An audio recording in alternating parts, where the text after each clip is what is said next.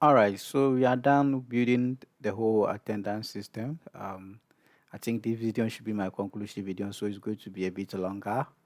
So let's look at certain things that we need to think of.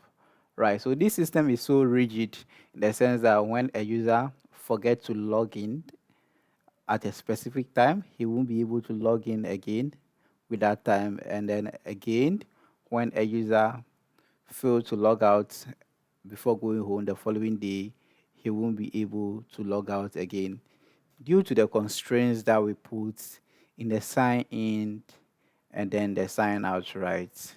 So in order to optimize this, these two functionalities have to be reviewed. And I want to ask the following question that will help you to review these two functionality. So number one, when a user forgets to log in to get today, he won't be able to log out as well. Two, when a user forgets to log in today and he come tomorrow, he won't be able to come back to fill this attendance. Three, when a user is late and he hit the URL, he will log in with the time that he came, the time exactly as he came, because this is done automatically.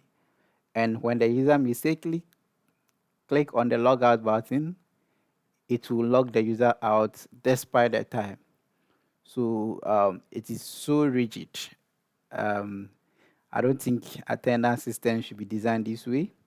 So I want you to think about how best you can improve this functionality, that it will make room for a user to fill in attendance for previous days and then to adjust the time so that he can log in. So these two, I'll be expecting your comment or a repo, a fork repo of this and a fix for it.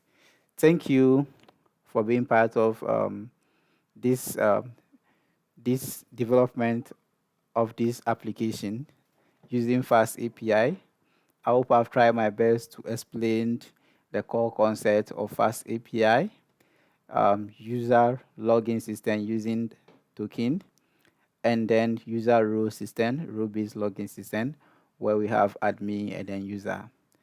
If any other thing, you can send me an email.